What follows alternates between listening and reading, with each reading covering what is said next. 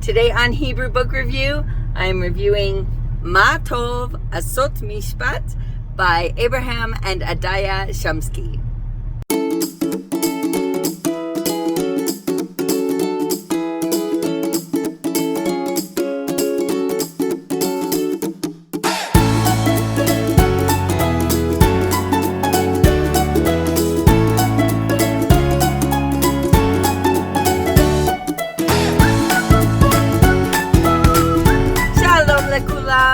Welcome back to Hebrew Book Review. I'm Sapir, and today I'm going to talk about this book called Mah Tov, Asot Mishpat by Abraham and Adaya Shumsky. Alright, so this book is written by Abraham and Adaya Shumsky, and it was illustrated by Kurt Plowitz. And it seems to be a series, but it's a really old one. This particular book is copyrighted 1969, and so the book is literally older than I am. And I have issues with learning books that are that old, so I'll talk about that in a little bit later on in the video.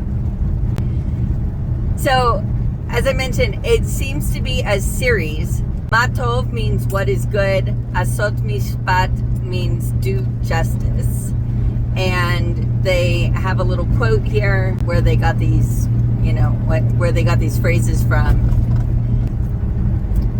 And so this is a children's learning series, and it is intended for English-speaking children because there is a lot of vocabulary translation into English. And the authors, on the book, it said that they were from New York, or they lived in New York at the time. And so it's definitely intended for young kids, young English-speaking kids who are Jewish, because it's teaching Jewish values, and it's not only teaching Hebrew, but it's also teaching right and wrong, and for that reason it is 100% religious. It's definitely teaching, the stories are all about Judaism, and so it's not for secular families. So it's printed in Times New Roman, so a very typical font, but maybe a little bit small. It looks smaller than 12 point to me, so maybe 11 point or even 10 point. It's kind of small. But there is no cursive anywhere, and it is written in Ktiv Chaser, so it's the traditional spelling. And so in order for a student to be able to use this, they should already be pretty well versed in reading sentences, because they're going to be reading a lot of them. Or conversely, a teacher could read it to the student, and if they have a pretty decent vocabulary. But at that point, most students do know how to read. It's not for toddlers that you would read to. It's for older kids who are supposed to be learning about right and wrong. So, it's not to be read really to a 3-year-old. They wouldn't really understand the messages in these situations. And so the book is a collection of 10 short stories that are designed to teach kids to think about right and wrong, and what would be the right thing to do in particular situations. And one thing I love about it is that a lot of them are very open-ended. They don't say, okay, so this kid was bad because he did such and such. It's really designed to make the kids think, and that's, definitely a plus. So for example, the very first story is about a bunch of kids who are playing, and a guy is asking where the bus stop is or something like that. And one kid intentionally gives him the wrong directions.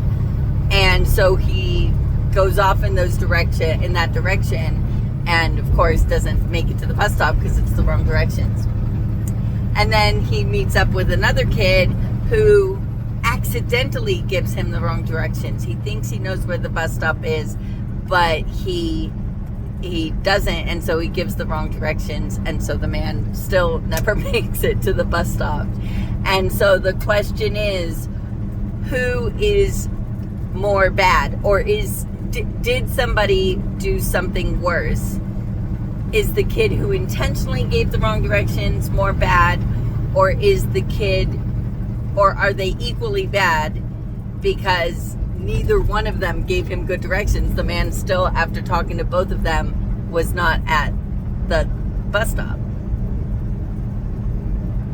And so that story, it just, basically leaves that question, and it leaves it open to discussion. And so I think the stories are designed to open up a discussion, either in a classroom or between the kid and the parent. And that's how I used it when I read it with my son. I made sure that he understood everything that was going on. And then we talked about it afterwards. Well, did the kid who intentionally gave the bad directions, did he do a worse thing than the kid who unintentionally gave them? And we talked about it for a little bit.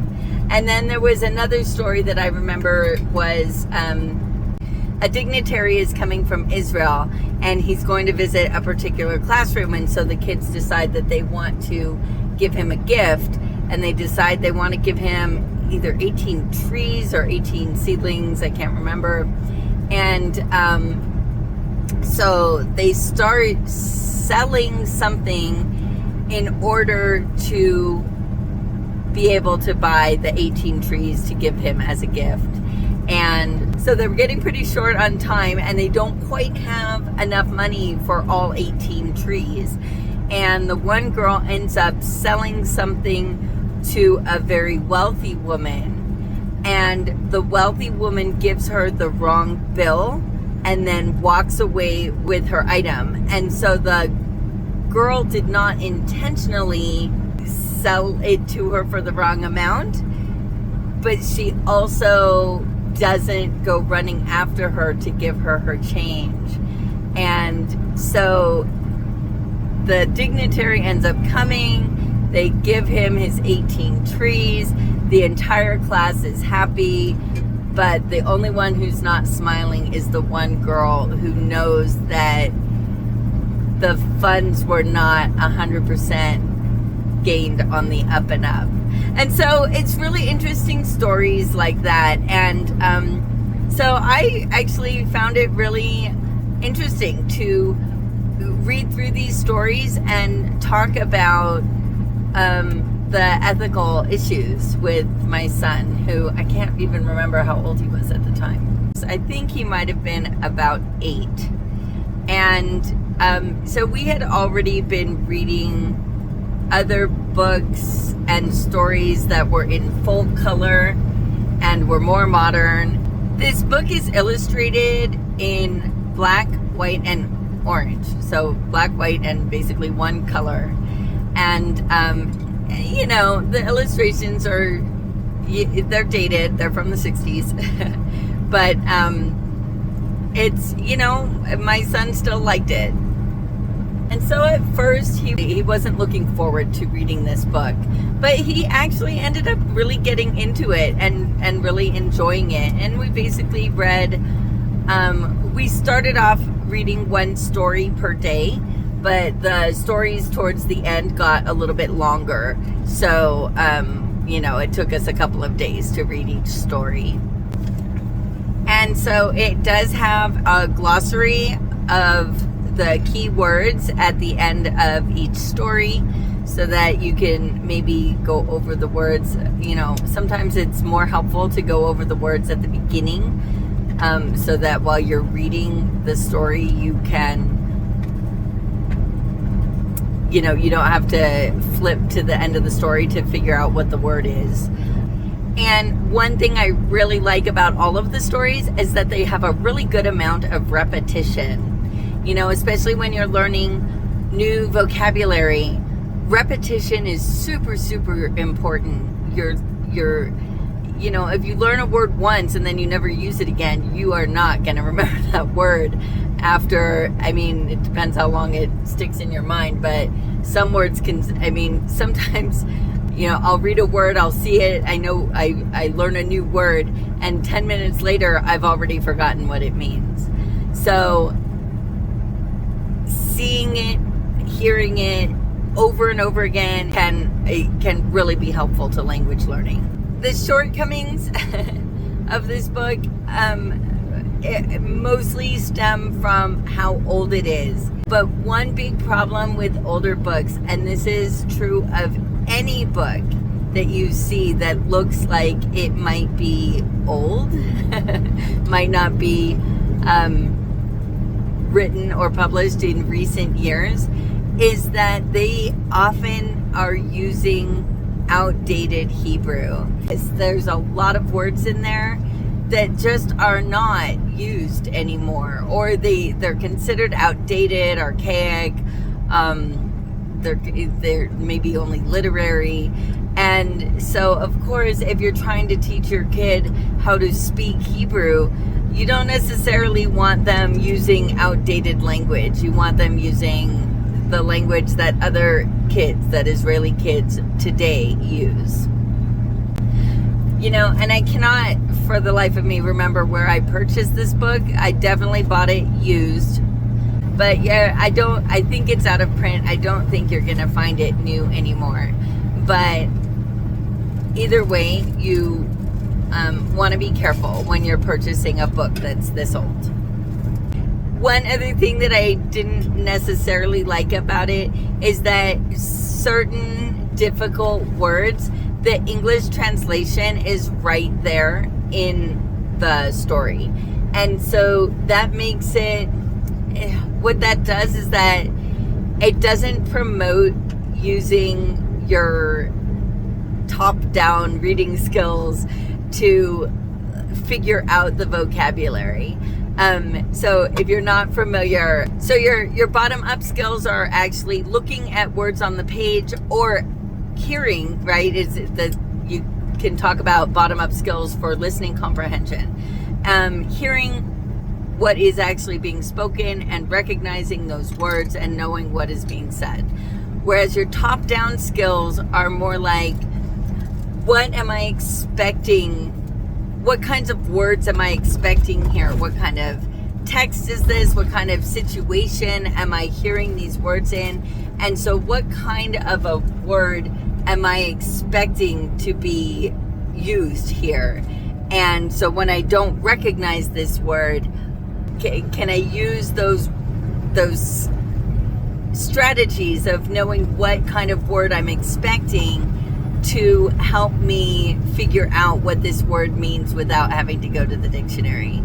And so when you have a book that gives you the English translation of the hard words right there on the page, right next to within the text, that does not help develop those top-down skills. And so all of the words are in the back, right, of each story. They've got a glossary. So why do we need that word there on the page too? And I think they were probably thinking, oh, well, this will just help them get through the story. But in my opinion, putting the words right there in the story is hindering the development of those skills. So if you see this book or a book like it, they can be interesting. They do teach some basic vocabulary. They teach some nice values. So, but definitely be aware that you're going to be reading some outdated words. All right, so that's it for Asot Mishpat, Volume 1, Mah Tov. It was a good book, but maybe a little bit past its expiration date. If you have any questions or feedback, please leave it in the comments. And if you have a book you would like me to review, leave that in the comments too. Hit like if you enjoyed this video, and subscribe and press the notification bell if you want to see more. Lehitot, Papa Ama Ba'a. See you next time.